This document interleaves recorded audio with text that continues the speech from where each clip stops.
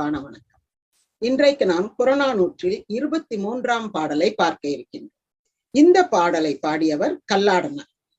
திணை வாகைத்திணை. வாகைத்திணை என்றால் மன்னனின் வெற்றியை பாடுவது. துறை அரசவாகை. அரசவாகை என்றால் அரசனின் வெற்றி. பாண்டியன் தலையாலங்கானத்து செருவென்ற நெடுஞ்செழியனை கல்லாடனார் பாடியது. இந்த தலையாலங்கானம் என்பது அந்த போர்க்களத்தின் பெயர். இந்த பாட்டிலேயே அது வரும், ஆலங்கானம் அப்படின்னு வரும். அந்த தலையாலங்கானம் என்ற இடத்தில் செரு வென்ற என்றால் போரில் வென்ற நெடுஞ்செழியன், அவனை பற்றிய பாடல். வெளிரில் நோன்காள் பனைநிலை முனையி களிறு படிந்து உண்டென கலங்கிய துறையும் கார்னரும் கடம்பன் பாசிலை தெரியல் சூர்ணவை முருகன் சுற்றத்து அன்ன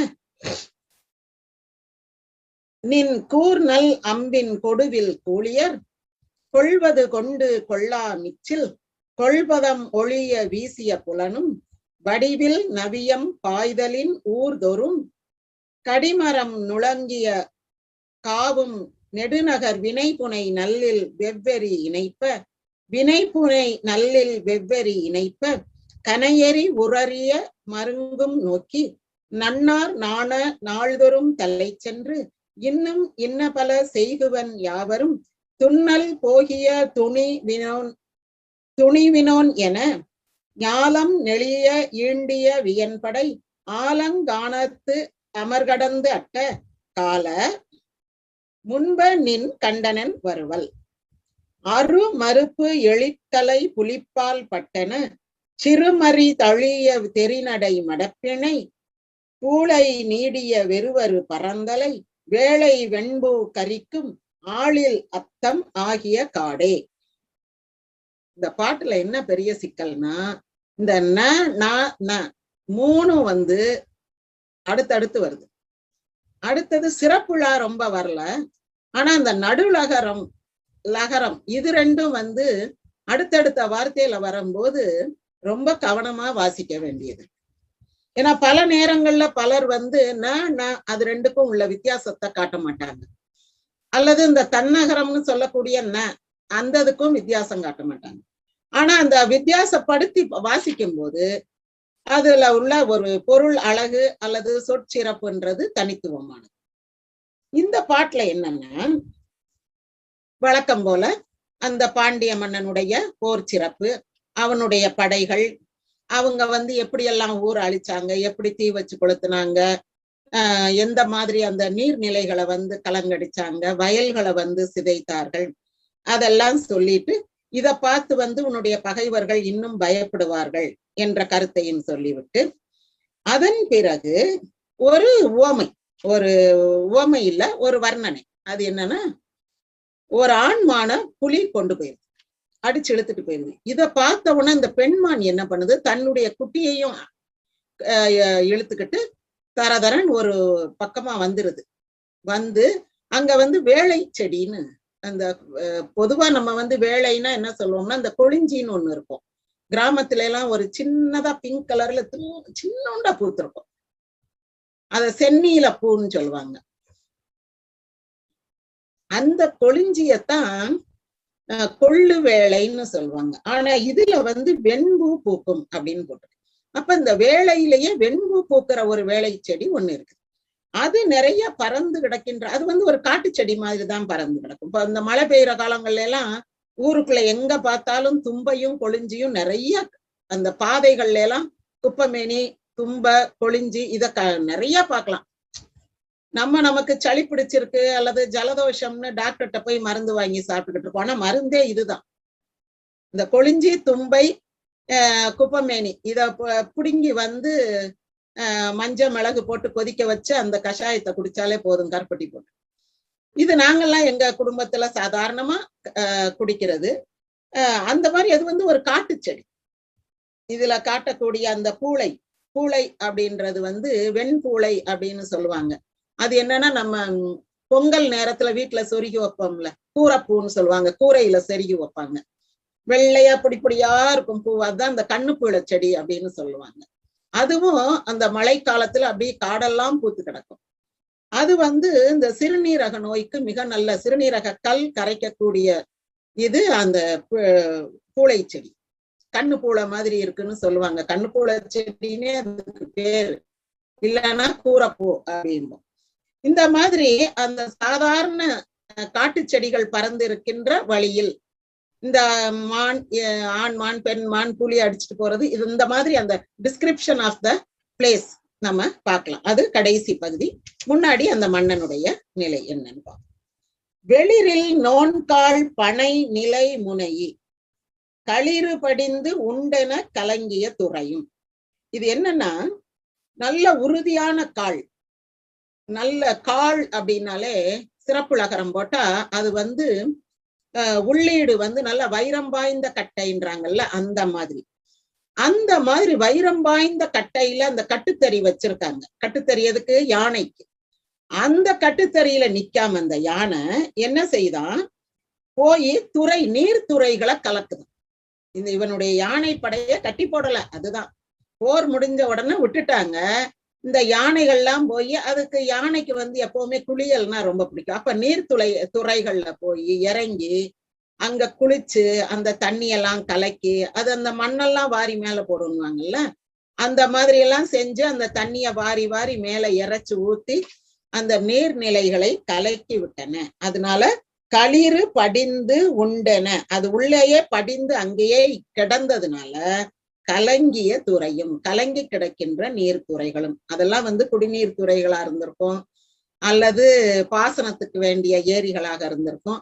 இங்க இவனுடைய யானைப்படை போய் எல்லாத்தையும் கலக்கி விட்டுருச்சு, நாசப்படுத்திருச்சு. அடுத்த படை என்னன்னா, இப்ப இது களிறு படை முடிஞ்சிருச்சு. அடுத்தது வில் படை. அவனுடைய வில் வீரர்கள் எப்படி என்ன செய்யறாங்கன்னு பார்ப்போம். கார்நரும் கடம்பன் பாசிலை தெரியல் சூர் நவை முருகன் சுற்றத்து அன்ன நின் கூர்நல் அம்பின் கொடுவில் கூலியர். கூர்நல் அம்பின் கொடுவில் கூலியர், கூர்மையான நல்ல அம்பை உடைய கொடிய வில்லை உடைய கூலிப்படை. கொடிய வில்னா என்ன? உயிர் கொல்லும் வில். அந்த வில்லை உடைய வில், அந்த வச்சிருக்கிற அம்பரா துணியும் வில்லும் வைத்திருக்கிற அந்த படை கூலிப்படைன்னு பேர். கூலி நடுலகரம், கூலிக்காரங்க, அந்த வேஜஸ் அந்த பொருள் கிடையாது. நம்ம கலிங்கத்து பரணியில படிக்கும் போது காளி கூலின்லாம் வரும். இது கூலியர் அப்படின்னும் போது வில் படையினர். இதுக்கு முன்னாடி இவங்க எப்படிப்பட்ட படையினர்னா, முருகனுடைய சுற்றத்தன்ன, முருகனுடைய சுற்றத்தினர் அல்லது முருகனின் கூட இருக்கக்கூடிய படை போன்றவர்கள். அது என்ன, முருகனுக்கு எதுக்கு படை அப்படின்னா, சூர் நவை முருகன், சூரனை அழித்த முருகன். அப்ப அந்த பத்மாசுரனை அழித்தானே முருகன், அவனோடு சுற்றமாக, அவனுக்கு நட்பாக, அவனுக்கு இணக்கமாக, அவனோடு தோள் கொடுத்து நின்ற படை எப்படிப்பட்ட படையோ அது போன்ற உயிரை கொடுக்கக்கூடிய உன்னுடைய படை வீரர்கள். அதற்கு முன்னாடி இன்னொரு வரி இருக்கு, அதை பார்ப்போம். கார் நறுங் கடம்பன் பாசிலை தெரியல். மழைக்காலத்தில், கார்காலத்தில் மலர்ந்திருக்கின்ற நல்ல கடம்ப மரத்தின் பசிய இலைகளை, பாசிலை என்றால் பசிய இலைகளை மாலையாக கட்டி அணிந்தவன். அப்போ முருகன் கடம்ப மலர் மாலைகளை, மழைக்காலத்தில் பூக்கும் கடம்ப மலர், அந்த மரத்தினுடைய பச்சை இலைகள், மழைக்காலத்துல எவ்வளவு பச்சையா இருக்கும் அந்த இலைகளை, இப்ப நம்ம பாண்டியனுக்கு வேம்பு, சேரனுக்கு பனை, இந்த மாதிரி பாக்குறோம், சோழனுக்கு அத்தி அப்படியெல்லாம் பாக்குறோம், ஒவ்வொருத்தருக்கு ஒண்ணு. இவனுக்கு முருகனுக்கு கந்தா கடம்பா கதிர்வேலான்னு சொல்றோம் தானே, அதேனால கடம்ப மலர், அந்த மலர்களையும் இலையையும் அணிந்தவன் முருகன். அப்படி அணிந்து கொண்டு அவன் போருக்கு போகிறான். அவ்வாறு போருக்கு போகும்போது அந்த அவனுக்கு உறுதுணையாக நின்ற வீரர்களை போன்ற நல்ல விற்படை வீரர்கள் இவங்க என்ன செய்யறாங்கன்னா, கொள்வது கொண்டு கொள்ளாமிச்சில் கொள்வதம் ஒழிய வீசிய புலனும். நிலபுலம்னு சொல்றோம்ல, அந்ததான் புலனும். இந்த நிலபுலன்களை, எதிரி நாட்டு நிலபுலங்களை கொள்வது கொண்டு, அவங்களுக்கு வேண்டியதெல்லாம் எடுத்துக்கிட்டாங்க. நல்லா விளைஞ்சிருக்கு கருதுனா உடனே அறுத்து முடையா கட்டி அதெல்லாம் எடுத்துக்கிட்டாங்க. கொள்ளா மிச்சில், மீதி, மிச்சில்னா இந்த எச்சில்ன்றோம்ல அந்த மாதிரி, தனக்கு வேண்டாத அந்த மிச்சத்தை, கொள்ளா மிச்சில் வேண்டாத மிச்சத்தை கொள் பதம் ஒழிய, அந்த இடம் அழிஞ்சு போக, அந்த கொள் பதம்னா கொண்ட இடம், அந்த நெல் பயிர் அறுத்த இடம் அல்லது வேற ஒரு விளைஞ்சிருக்க கரும்போ வாழையோ விளைஞ்சிருந்ததை அறுத்த இடம், கொள் பதம் அந்த நிலம் ஒளிய வீசிய புலனும், அதை நல்லா அழிச்சு விட்டுட்டாங்க. இனி அங்க விளைய முடியாதபடி அழிச்சு விட்டுட்டாங்க அந்த நிலபுலனும். அடுத்தது இது வீரர்கள் செய்தது. வடிவில் நவியம் பாய்தலின் ஊர்தோறும் கடிமரம் துளங்கிய காவும். இப்ப அந்த வடிவில் நவியம், நவியம்னா நல்ல கோடாரி, மரத்துல இருந்தே அந்த கைப்பிடி எடுத்து செதுக்கப்பட்ட, அதான் குளத்தை கெடுக்க வந்த கோடாரி காம்புன்னுவாங்க. மரத்துல இருந்துதான் அந்த கைப்பிடி செதுக்குறாங்க. கோடாரின்றது அந்த இரும்பு பகுதி மட்டும், அதுக்கு கைப்பிடி இருந்தாதானே அதை வெட்ட முடியும். அந்த கைப்பிடி எது கொடுக்குது? மரம் கொடுக்குது. அதுக்கு பிறகு இந்த கோடாரியை வச்சு அந்த மரத்தையே வெட்டுறோம். அப்ப தன்னுடைய குலமான மரத்தையே அழிக்க வந்த கோடாரி காம்பு, குலத்தை கெடுக்க வந்த கோடாரி காம்பு அப்படின்னு திட்டுறது உண்டு. இப்போ அந்த வடிவில் நவியம், தனக்கு வடிவம் கொடுத்தது மரம், அந்த கோடாரியால் பாய்தலின், அந்த கோடாரி ஓங்கி பாய்வதனால வெட்டுப்பட்டு துண்டுபட்ட ஊர்தோறும் கடிமரங்கள் துளங்கிய காவும். ஊர்தோறும் வழிநடுக இவங்க சண்டை போட்டு முடிச்சுட்டு வரும்போதோ அதை அல்லது அந்த போர்க்களத்தை சுற்றி இருக்க ஊர்களில் எல்லாம் கடிமரம், காவல் மரம்னு ஒண்ணு இருக்கும். அது தெய்வத்துக்கு சமம். இப்ப கோயில் இல்லா ஊரில் குடியிருக்க வேண்டாம்ன்றாங்க. ஏன்? ஒவ்வொரு ஊர்லயும் ஒரு கோயில் இருக்கணும். இங்க கோயில் எது? அந்த மரம் தான். அதுதான் காவல் மரம். கடி மரம்னா காவல் மரம், அந்த ஊர் மக்களை காக்கின்ற மரம் அதுதான். அந்த மர வழிபாடுதான் இன்றைக்கு வரைக்கும் நமக்கு கோயில்கள்ல ஒரு ஸ்தல விருட்சம்னு ஒண்ணு வச்சுக்கிடுவோம். எங்கேயாவது விருட்சம் இல்லாத கோயில்கள் இருக்கா? இருக்காது. தலம், தீர்த்தம், மூர்த்தம் அப்படின்னு 3 இது சொல்லும் போது அந்த தலத்துக்குரிய விசேஷமாக இருக்கக்கூடியது தல விருட்சம். இந்த தல விருட்சம் என்னவாக இருந்திருக்கும்? ஆரம்பத்துல அது இந்த கடிமரமாக இருந்திருக்கும் அந்த ஊருக்கு. அப்ப அந்த மரத்துல இருந்தே நம்ம கதையை டெவலப் பண்றோம், புராண கதையை. இந்த மரத்தடியில ஒரு சுயம்புவாக சிவலிங்கம் வந்தது, அல்லது இந்த மரத்தடியில ஒரு முனிவர் யாகம் பண்ணாரு, ஒரு இந்திரன் சாபம் தீர்த்த இடம், பிரம்மன் சாபம் தீர்த்த இடம். இந்த மாதிரி அந்த மரத்தை மையமிட்டுதான் அந்த கதையை டெவலப் பண்ணுவாங்க.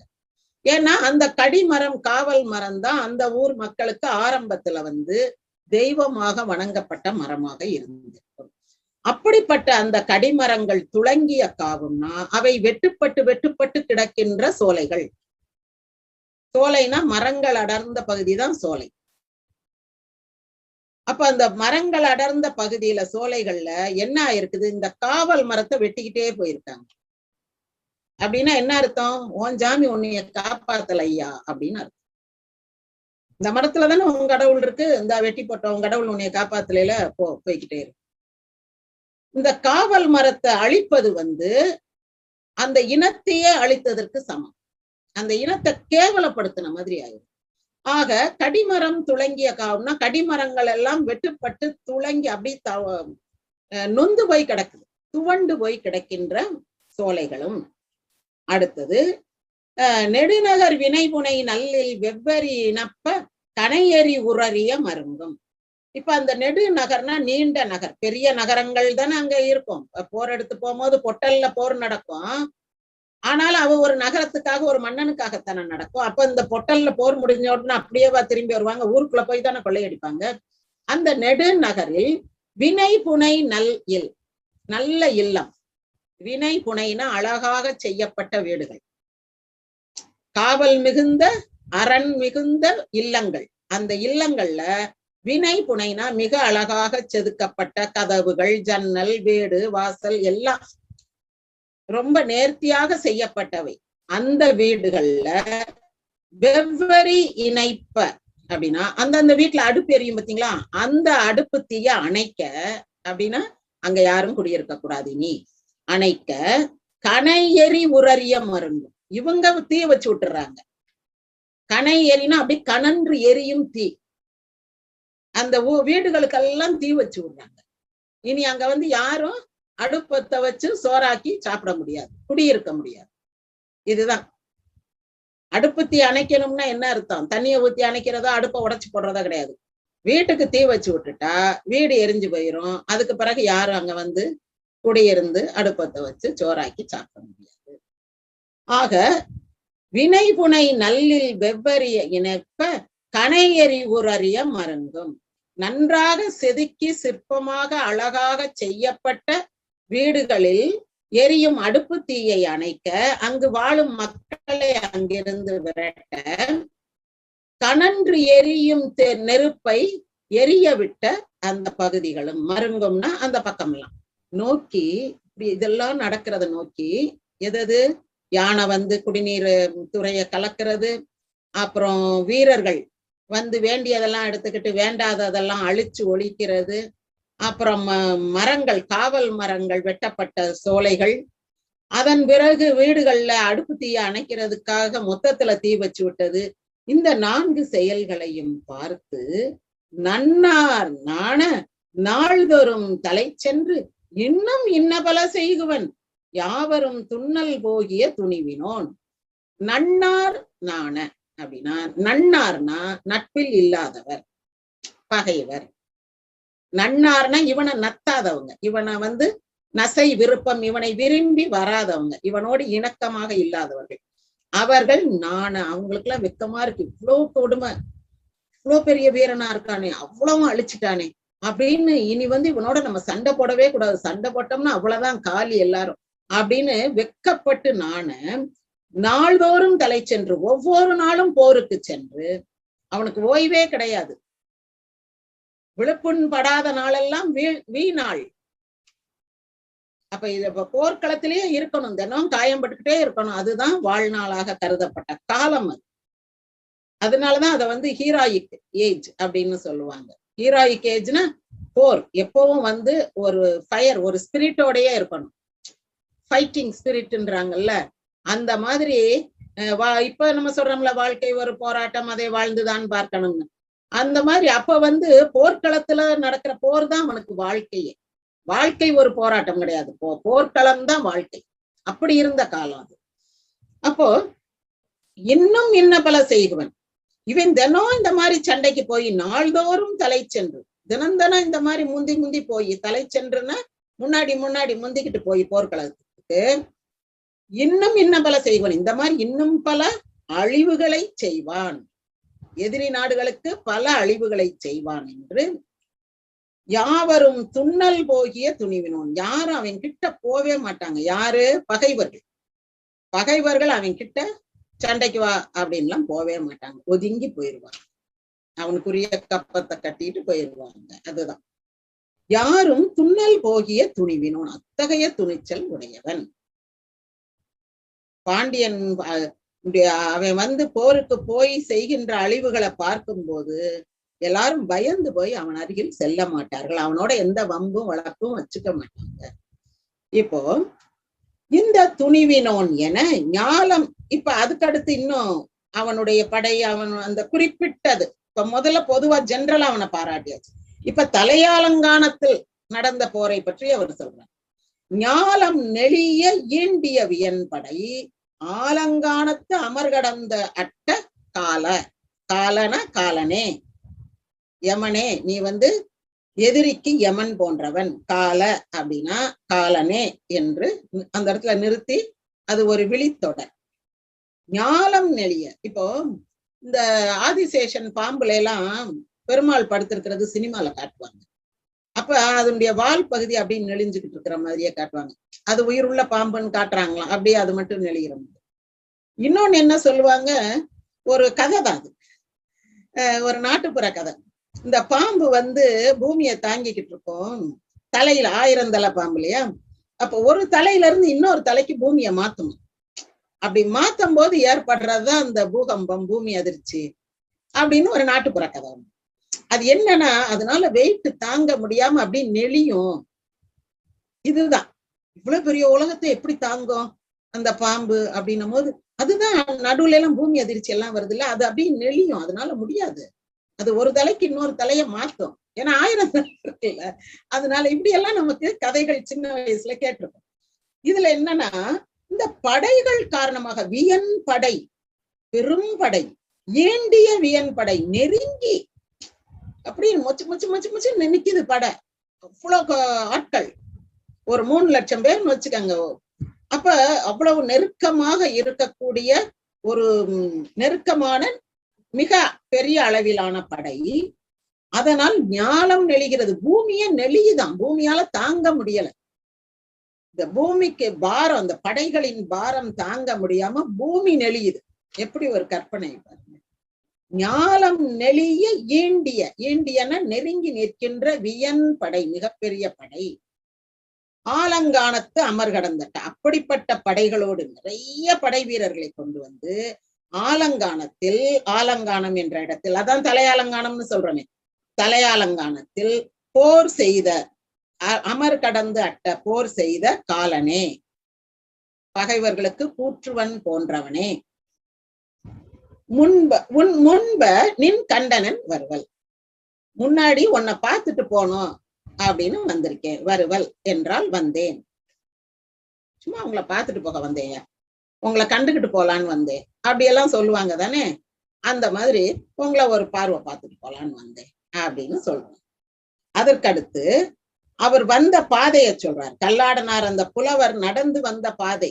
நான் எப்படிப்பட்ட பாதையில வந்தேன் தெரியுமா? இங்க வர்றது ரொம்ப கஷ்டப்பட்டேன். நம்ம சாதாரணமா சொல்லுவோம், பஸ்ஸே கிடைக்கல, அங்க கொஞ்ச நேரம் நின்னேன், இங்க கொஞ்ச நேரம் நின்னேன், அப்புறம் அங்க போய் இங்க போய் சுத்தி நிறைய நடுவுல ஜேர்னி பிரேக்கப் பண்ணி எல்லாம் வந்தேன் அப்படின்லாம் சொல்றது உண்டு. அந்த மாதிரி அந்த வந்து சேர்ந்த உடனே உங்களை பார்த்துட்டு போலான்னு வந்தேன், ஆனா ரொம்ப கஷ்டப்பட்டேன் இங்க வர்றதுக்கு, வழியெல்லாம் இப்படி இருக்குது அப்படின்னு அந்த அவருடைய பயணத்தை சொல்றாரு.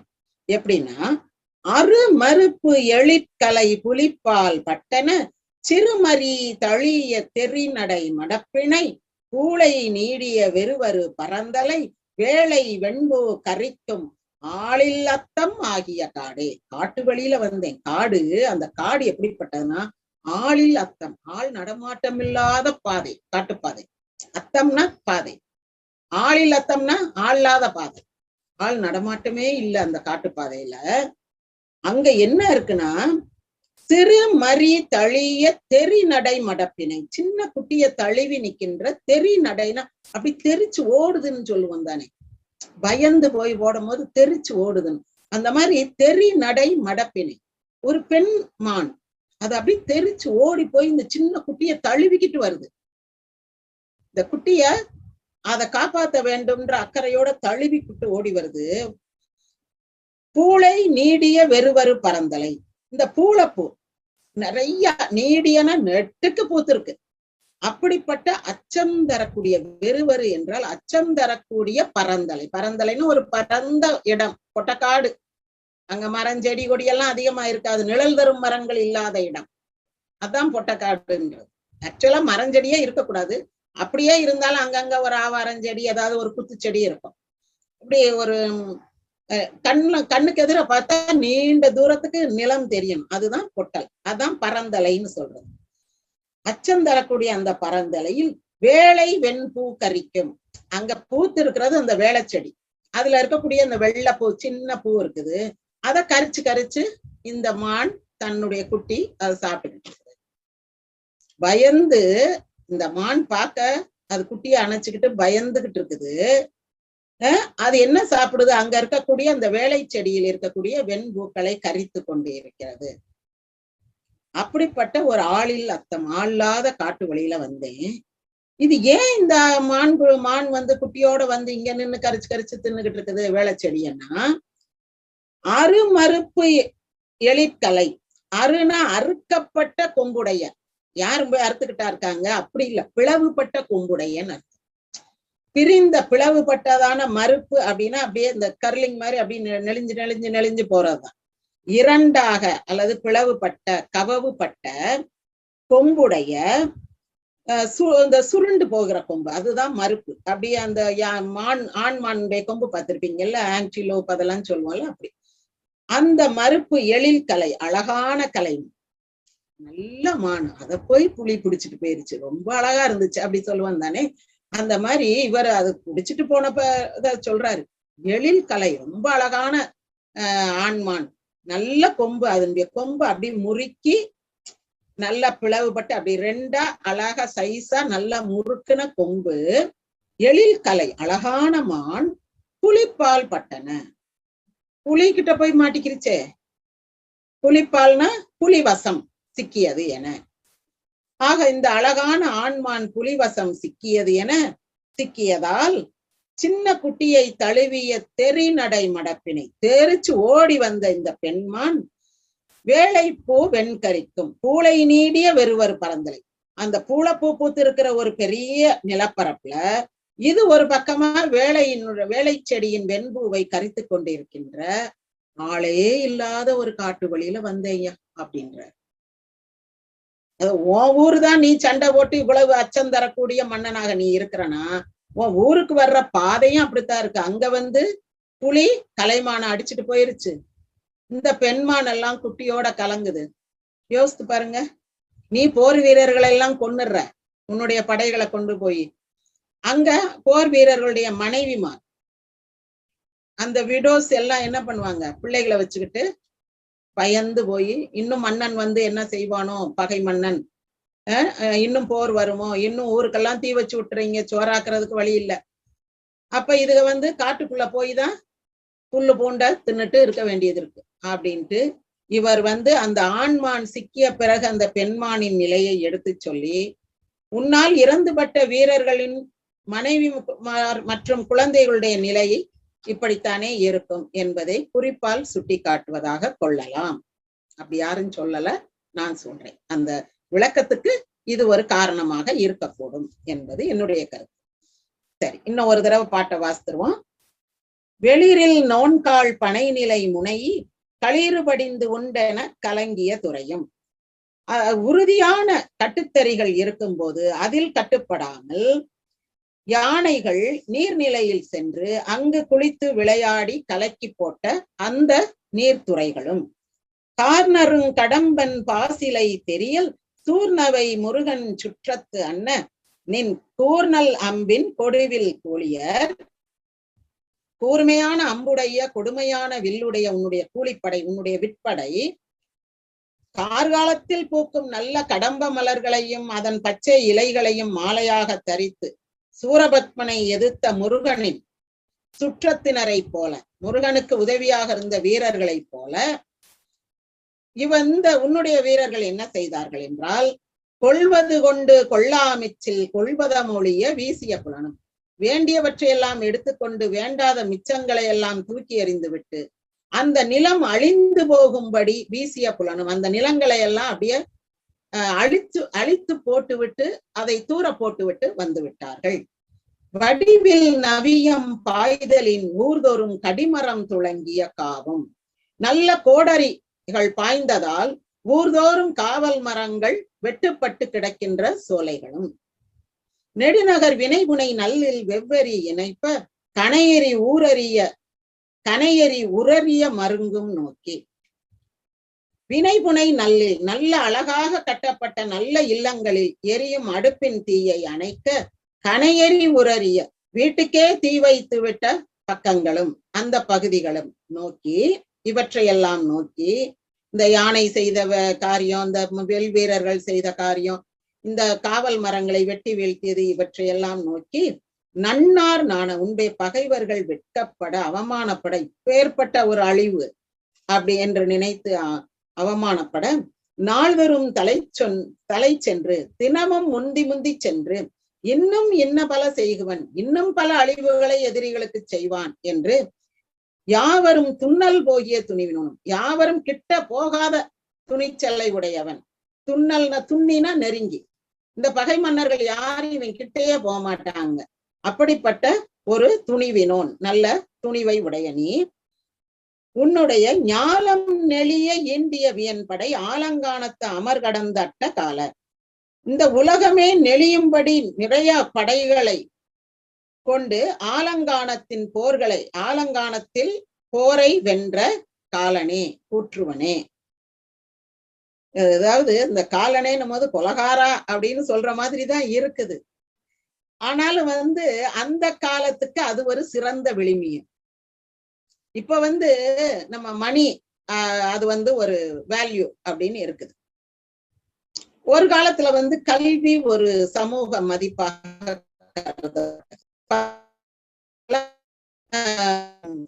தான் முக்கியம் அப்படின்னு இருப்பாங்க. இந்த காலத்துல வந்து வீரம் தான் முக்கியம். உன்னால பகைவனை முட்ட முழுக்க அழிக்க முடியும்னா நீதான் இந்த நாட்டுக்கு தலைவன், நீதான் இந்த உலகத்துல வாழ தகுதி படைத்தவன். அப்ப ஒவ்வொரு காலத்திலயும் அந்த சமூக விழுமியங்கள், இந்த சோசியல் வேல்யூஸ்ன்றது மாறிக்கிட்டே இருக்குது. அதுதான் இது. நீ எதிரிகளை எல்லாம் கொலை செய்யும் கொலைகாரன், எதிரிகளுக்கு கூற்றுவன், எதிரிகளுக்கு யமன் போன்றவன். எதிரினே சொல்லக்கூடாது, பகைவன் சொல்லணும். முன்ப நின் கண்டனன் வருவல், உன்னை வந்து பார்த்துட்டு போலாம்னு உன் முன்னாடி வந்து நிக்கிறேன். அருமறுப்பு எழிற்கலை புலிப்பால் பட்டன சிறுமறி தழிய தெறிநடை மடப்பிணை பூளை நீடிய வெறுவரு பரந்தலை வேளை வெண்பூ கரிக்கும் ஆளில் அத்தம் ஆகிய காடே. சின்ன தன்னுடைய குட்டியை அழைத்து கொண்டு தெரித்து ஓடி வந்து அந்த பூளைப்பூக்கள் நீண்டு வளர்ந்து கிடக்கின்ற அச்சந்தரக்கூடிய பொட்டலில் காட்டுப்பாதையில் வேளை செடியில் இருக்கும் வெண்பூக்களை கரிக்கின்ற ஆளில் மான், தாய்மான் கரிக்கின்ற மற்றும் வேறு ஆளே இல்லாத பாதை வழியாக நான் வந்தேன் ஐயா. அருமறுப்பு எழிற்கலை புலிப்பால் பட்டன, அழகான கொம்புகளை உடைய ஆண்மானை புலி அடித்து சென்றதால், அது புலியின் வசம் சிக்கிக் கொண்டதால் தன் குட்டியோடு ஓடி வந்து ஆளில்லாத இடத்தில் வெண்பூவை கரித்து தின்கின்ற வழியில் நான் நடந்து வந்தேன். அப்படி இந்த கல்லாடனார் என்பவர் பாண்டியன் தலையாலங்கானத்து செருவென்ற நெடுஞ்செழியனை பாடியிருக்கிறார். அந்த காலத்துல எல்லாமே இது மட்டுமே நடந்ததா அப்படின்னா அப்படி கிடையாது. இதெல்லாம் தொகுக்கப்பட்ட பாடல்கள். அந்த காலத்துல எது வந்து படிக்கப்படணும், இப்ப வந்து மேட்டுக்குடியினருக்கு தானே நாட்டினுடைய வரலாற்றை தீர்மானிக்கிறாங்க. வரலாறு என்பது அவர்களுக்கானது. அது வந்து எழுதப்படும் போது ஏழைகளுடைய வரலாறு, சமூக வரலாறு எழுதப்படுவதில்லை, அரசியல் வரலாறு தான் எழுதப்படும். அப்போ இந்த செய்திகள் எல்லாமே நடந்தன. ஆனா இது மட்டுமே தான் நாட்டுல நடந்துச்சா, இதையே நம்ம இத்தனை பாட்டு படிச்சுட்டோமே அப்படின்னா இது வந்து புகழப்பட்டது. திரும்ப திரும்ப நம்மளுடைய இளைய தலைமுறையினருக்கு இதை எடுத்து சொல்லணும், அவங்களும் வீரத்தோட செயல்படணும், அவங்களும் வந்து தங்களுடைய நாட்டை காப்பதில் தங்களுடைய உயிரை கொடுத்து போரிடணும் அப்படின்ற ஒரு சமூக விழுமியம், அந்த தகவு என்பது வலியுறுத்தப்பட வேண்டும் என்பதனால் இந்த மாதிரி பாடல்களை மட்டும் தொகுத்து வச்சிருக்காங்க.